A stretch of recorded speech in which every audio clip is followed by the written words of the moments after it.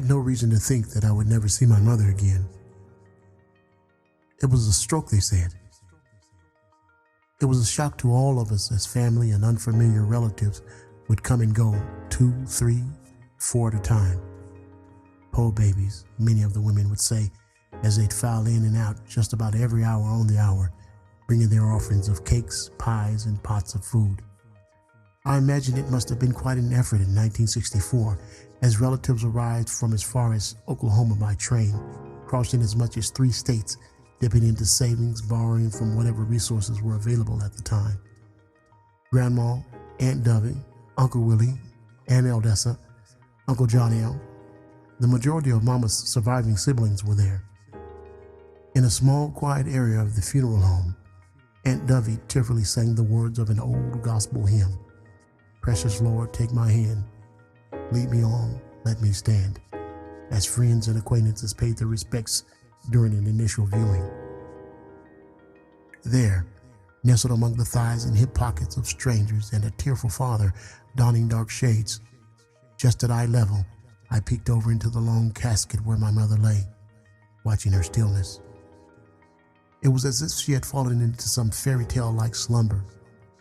The blue dress that she wore was as vibrant as the necklace that rested atop her bosom, forming a wavering image as it shimmered in the passive light of the small Baptist church, just a few short blocks from our now uncertain home. It was a perplexing moment for me as I stood there partially hidden from the view of curious onlookers seated in the rows of pews just behind us. Who are all these people and why are they sobbing and moaning? I didn't understand how this moment would change the course of my entire life. We were quietly led away, guided by soft-spoken white-gloved ushers down the aisle, past the hard wooden pews, and out into the long black limousine that awaited us. Our hearts had sunken deeper still in that moment.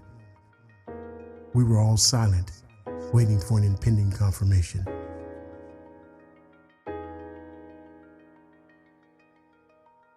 At the gravesite, Mama's casket lay in shadow beneath the green canvas tent, suspended just above a precisely carved opening in the earth.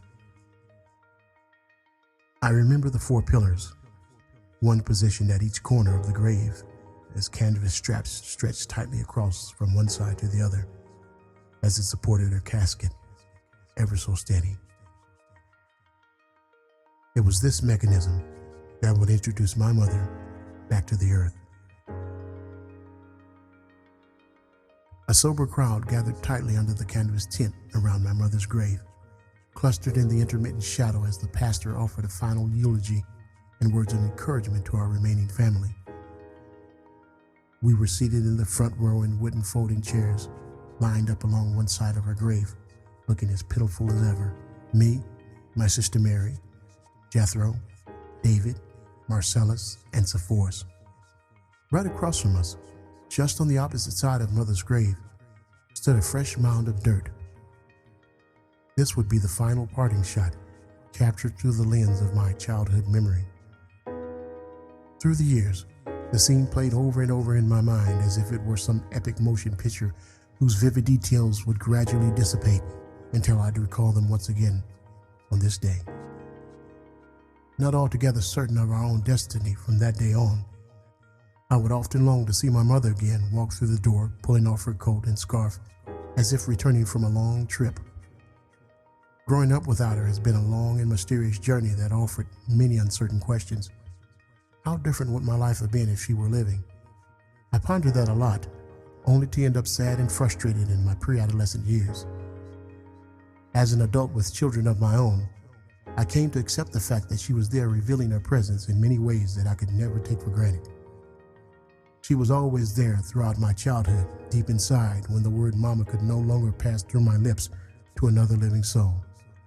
She was there through passing years as brother and sister were reunited in broken configurations, peering back at us through the eyes of ourselves toward one another. Perhaps the notion is more clearly defined by my own presence in the lives of my own children.